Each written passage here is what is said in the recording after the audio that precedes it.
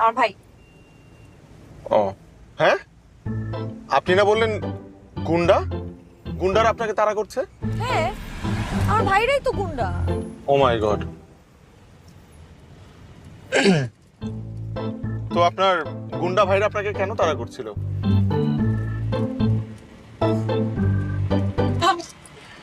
আমি ওর বিয়ের আসর থেকে পালিয়ে এসেছি। বিয়ের আসর থেকে ভেগেছেন? ও মাই গড। কেন? মানে ভাগলেন মানে এখন কি বয়ফ্রেন্ডের কাছে যাবেন? বয়ফ্রেন্ডের কাছে কেন যাব? আমার তো বয়ফ্রেন্ডই নাই। তাহলে বিয়ের আসর থেকে পালালেন যে?